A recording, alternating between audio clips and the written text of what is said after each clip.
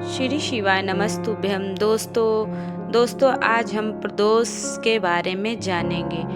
प्रदोष के दिन आने वाले प्रदोष काल का भी अत्यधिक महत्व होता है। प्रदोष काल प्रतिदिन इसलिए आता है क्योंकि गुरु जी पंडित प्रदीप मिश्रा जी ने बताया है, प्रदोष काल वह समय होता है जब सूर्य की रोशनी आपको दिखाई दे और सूर्य दिखाई ना दे।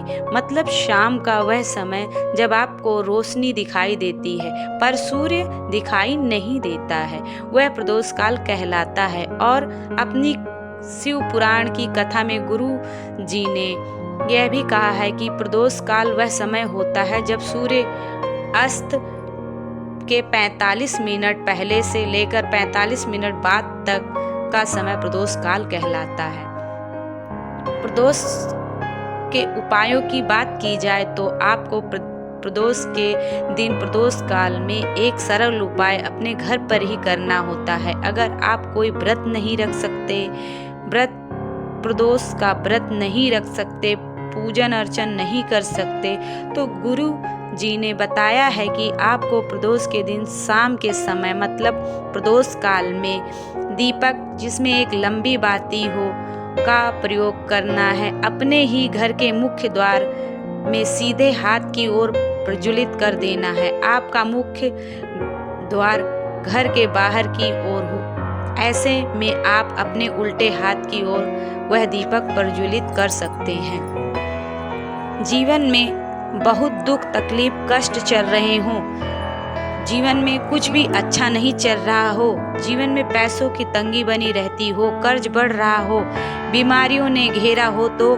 गुरु जी ने एक नियम प्रदोष के दिन में बताया है। गुरु जी ने कहा है कि आपको 3 दीपक प्रज्वलित करना है। एक दीपक गोल बाती का और बाकी 2 लंबी बाती के दीपक होने चाहिए। पहले दीपक को बेलपत्र के वृक्ष के नीचे प्रदोष काल में प्रज्वलित करना है।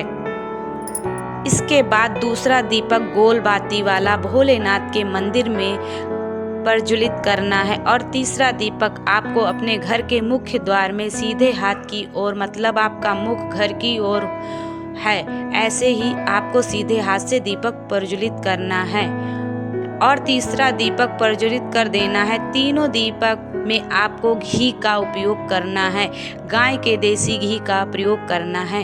इन तीनों उपायों को अगर आप करना चाहते हैं तो प्रदोष के दिन जरूर करें।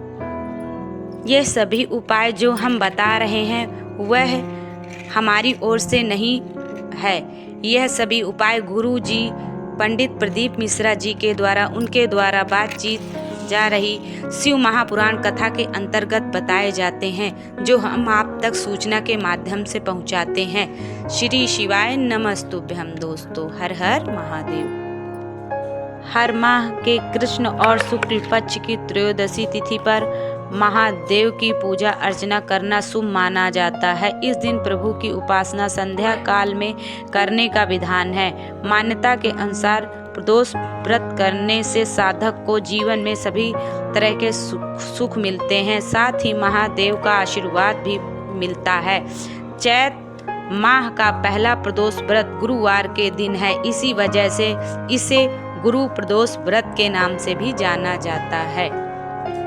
यह प्रदोष व्रत अब की 27 मार्च 2025 को दिन गुरुवार को किया जाएगा, अतः आप लोग यह उपाय जरूर करें। श्री शिवाय नमस्तुभ्यम। दोस्तों।